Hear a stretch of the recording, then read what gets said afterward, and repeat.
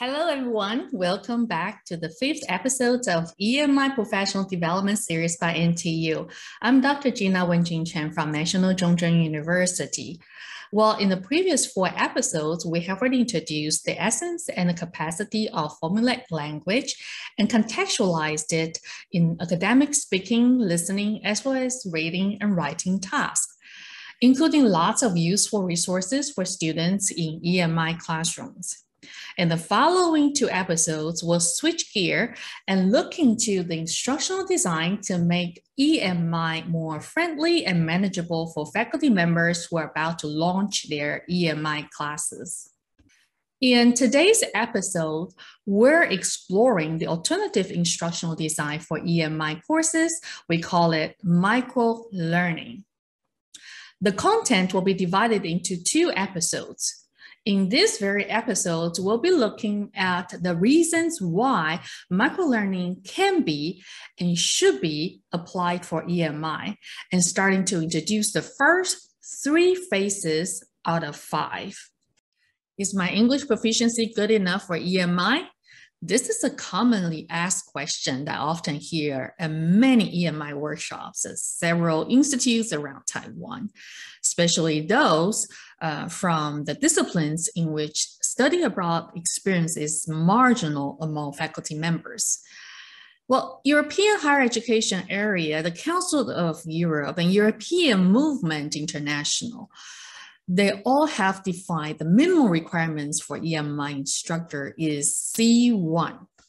So what does C1 entail in terms of the specific indicators? C1, if converted to a TOEFL scale, is somewhere around 600 paper-based. Those with C1 levels should be able to express ideas fluently and simultaneously without much obvious searching for expressions. And he or she should be able to produce clear, well-structured, detailed text on complex ideas. And also, he or she should be able to have control use of organization patterns and putting ideas together with connectors and cohesive devices. And should be familiar with the language of their expertise with its related terminology and discourse of expression. And finally, especially for EMI instructors, one should be able to give instruction, explanations, and examples, as well as paraphrase. All these indicators are necessary skills in higher education settings. We know. Yet, in order for someone to reach this level, the disciplinary specific vocabulary in terms of the size and the knowledge of English language are imperative. In other words, bigs alone won't suffice. It will call for CALS, the discourse used in EMI classroom. And clearly, the linguistic requirements and process that customs oneself to instructional discourse and discipline genres weigh on our mind even before going to the EMI lecture halls. Logically, when we face these challenges, EMI beginners are likely to translate whatever or however they do in CMI to English. So EMI means translated lessons. Or they will merely simplify the course content so one can manage the extra workload and anxiety. And of course, the outcomes or outlook are likely to be questioned. In fact, I think if we break down the workload and tackle the course content and instruction layer by layer, EMI could provide us an opportunity to reassess and fine-tune our teaching style. We first decide the scope and the content for the lesson, how we can organize and provide the scaffold, and so on. And then based on this plan, we create info display and visuals. In fact, the art of creating effective infographics and appealing visuals has been considered super duper important in corporate world and flipped classrooms, all to present by repackaging information from audience or reader's view, not from presenters. Like one of the bestseller books, Made to Stick, is dedicated to how words and visuals are supposed to facilitate one's cognition process. And this is particularly important in EMI classrooms where information is delivered in a less familiar language. After preparing for information display and visuals, we then practice for clarity and flow with the logic of English language. This also takes deliberate efforts. What will happen if we just skip this final step, practice? Well, without this part of preparation, one will have to deal with language and content at the same time when students will have their eyes on us the whole time. Besides, everyone knows that most languages do not share the same logic. For example, English is linear thought pattern, while Chinese is spiral thought pattern. 英文是比较线性的思考模式，那么中文呢，算是比较螺旋性的思考模式。那这样就会影响到我们论述啦、铺陈的时候，我们的顺序跟方式。So for academic English, most of the important information tends to be placed in the beginning of one's utterances or arguments.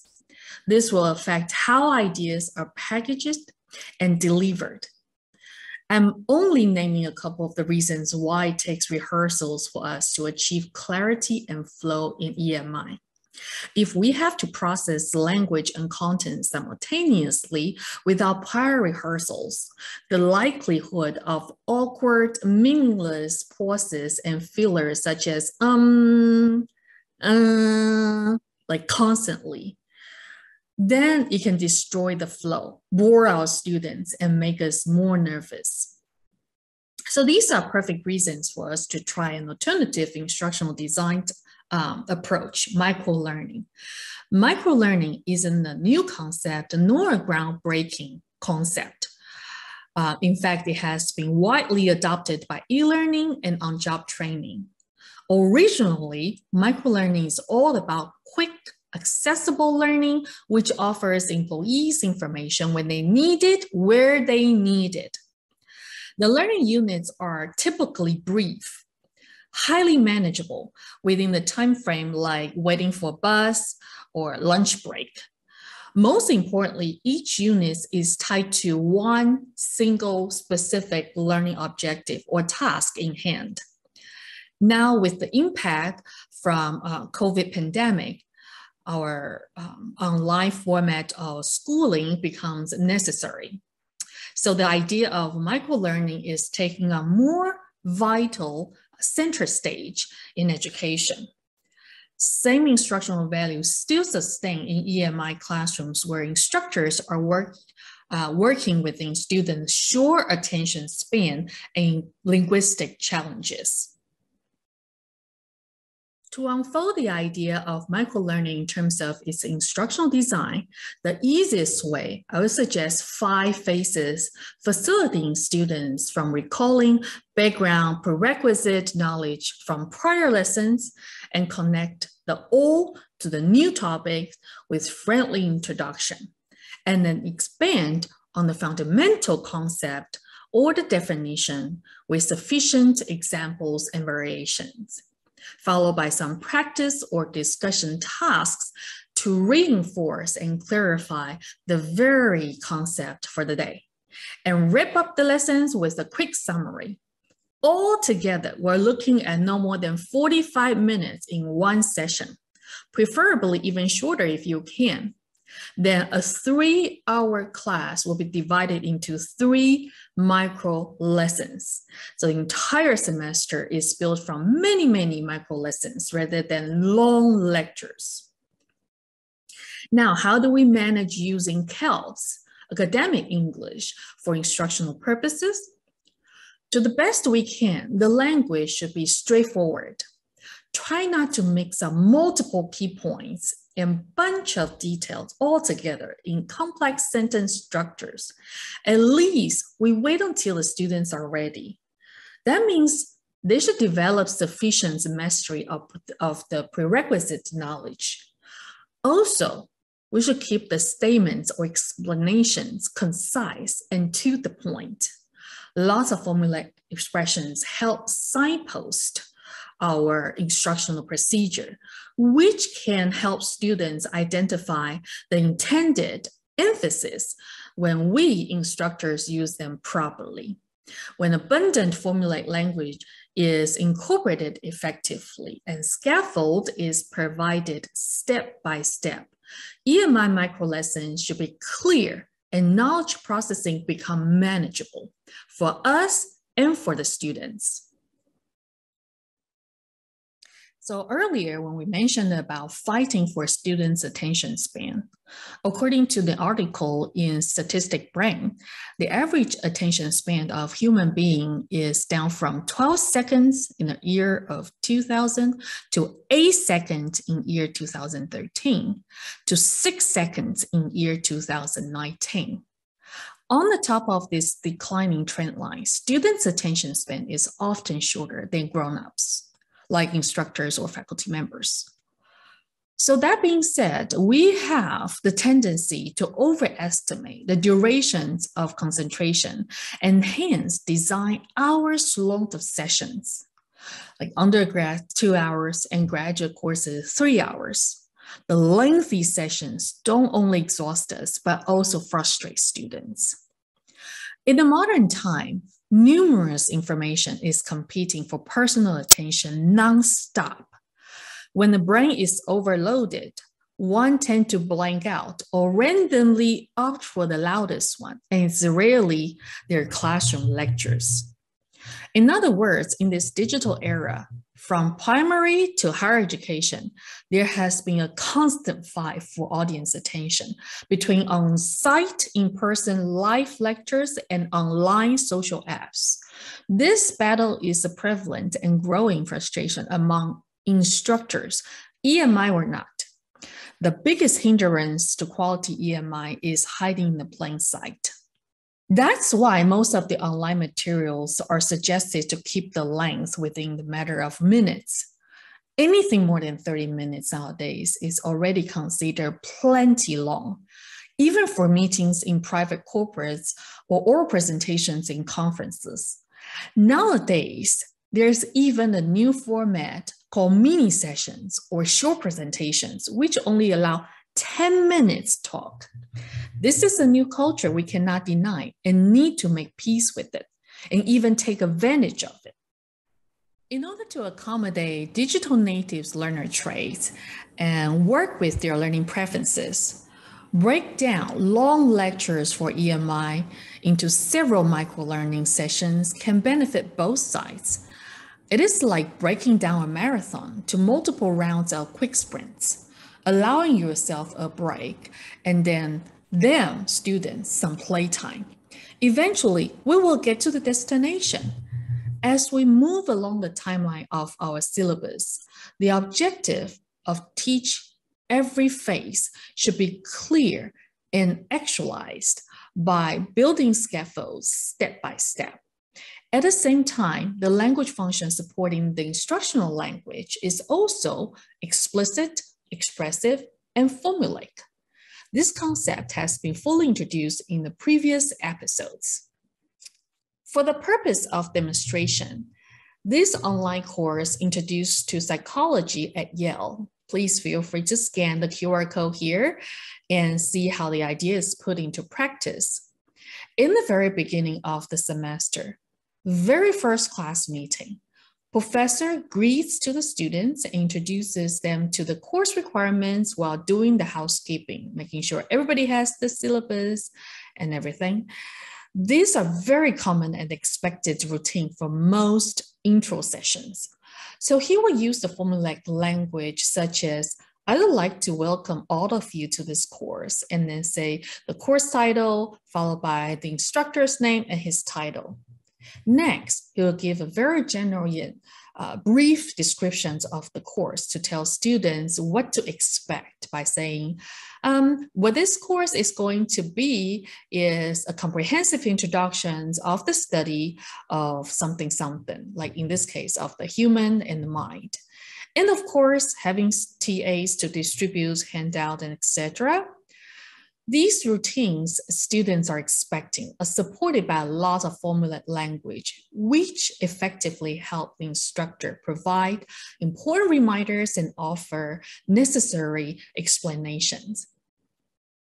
In order to validate the idea and capacity of formulaic language, here's another online course at MIT. You'll find almost identical expressions are used by a different instructor when introducing his course in the first 5 minutes of the session, because that's how formulaic language and the language function support routine practices and objectives. Same thing for the initial stage of the micro lesson recap. So for this phase, for instance, to start a new lesson, we help students recall what they have learned or practiced in the previous module or lesson.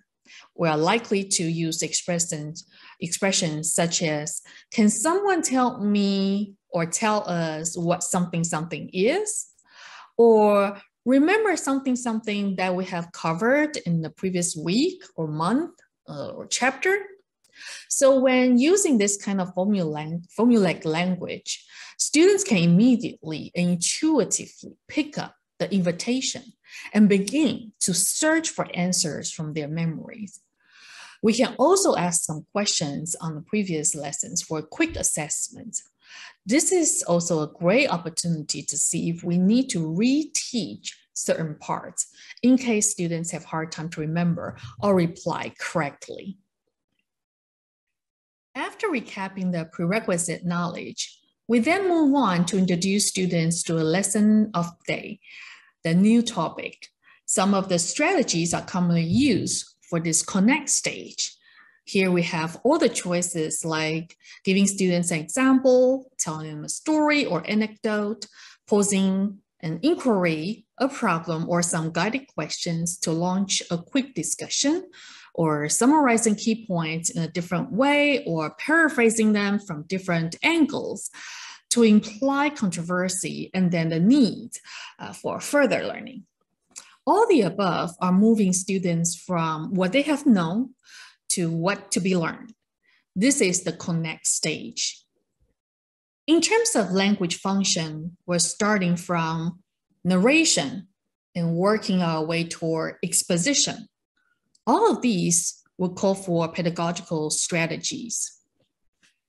In this online video by MIT online course, you'll hear how this instructor, Professor Gabriel, opening his class session by helping students recall what they have learned in the previous lesson.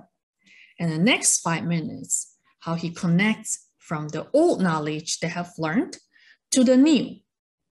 And here is also one more teaching footage recorded when I was teaching the lesson of branding through an EMI course, and then I was doing recapping and connecting stages of the lesson. We're gonna start with a new module today. So can somebody remind us what we have talked about in the previous module? Very good. So both resume and the interview helped us to do our personal marketing, right, as we discussed. So today we're going to continue with the marketing idea, but this time we're not going to market ourselves, but instead we have to talk about how to market a product.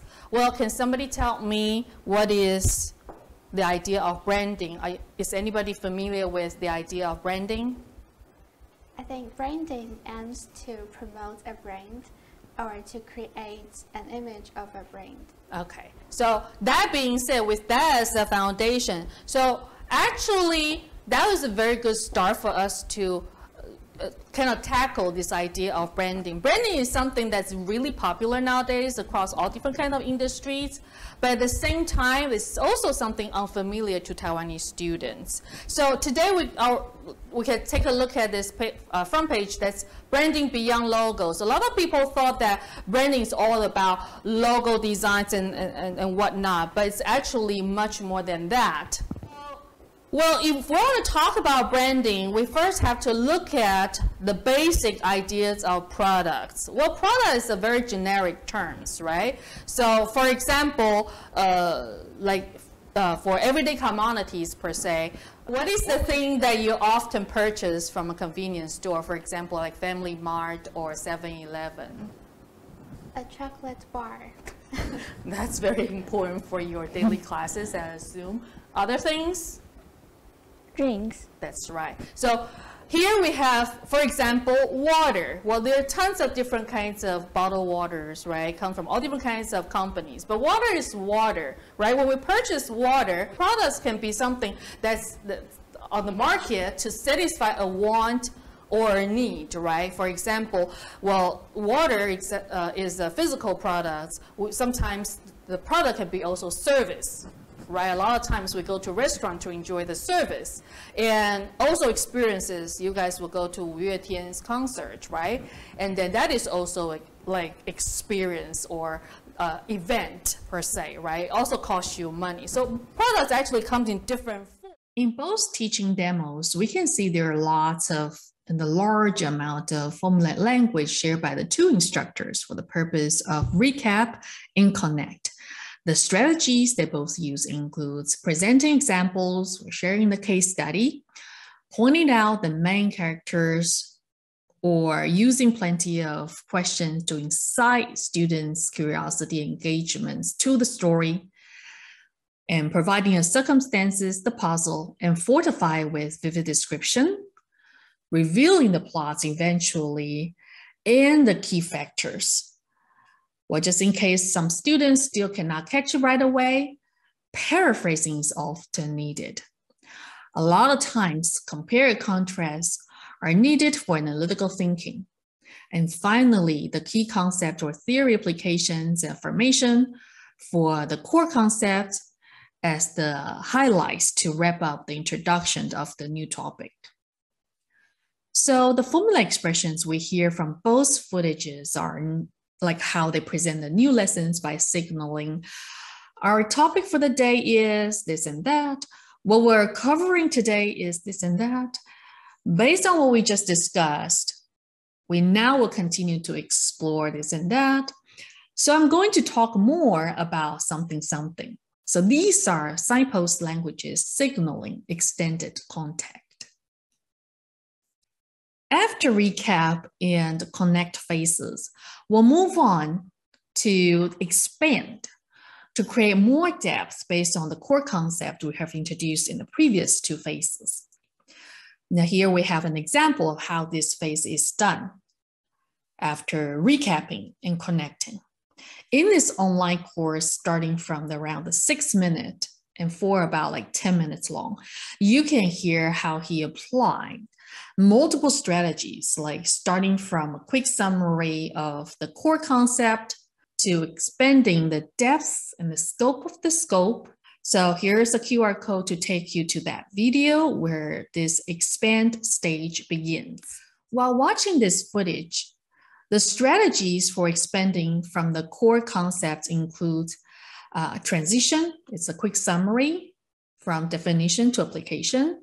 And there's also paraphrase to reiterate or emphasize the core concept. And then also just to accentuate the topic for the day by inciting students' curiosity, asking a bunch of questions, and reveal the extended coverage in today's agenda. And also visuals are presented, right, to outline the lecture organization and also to create a circumstance like with an inquiry, like a case study. And then he compare and contrast across different theories or perspectives, and then build more depth by expanding from the basics. So last but not least, he introduced more terminology and contextualized the concept by connecting the theories to personal experiences.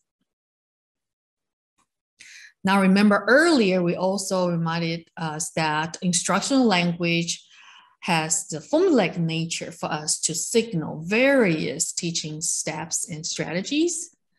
We can hear many expressions are used under the concept of formulaic language, and also we can once again see the categories that's introduced in the previous 4 episodes talking about For example, discourse organizers, right, such as like, so this is the kind of evidence that 连接上下文或者前后重点, right? And we also have like sense expressions, like something like, at least in some sense, right? 表达个人态度.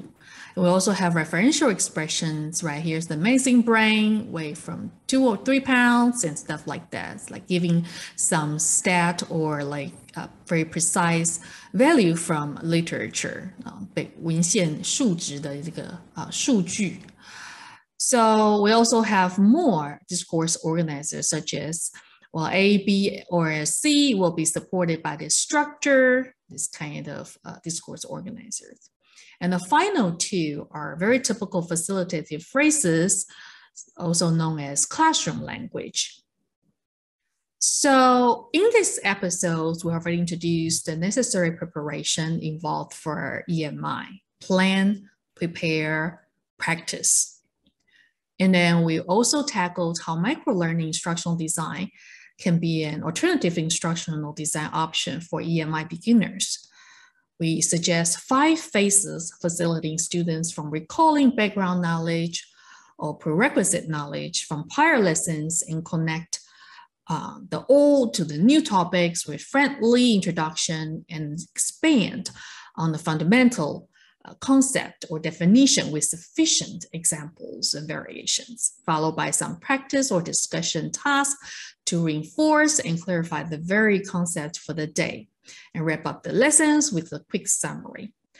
The whole semester is built from many micro lessons rather than long lectures.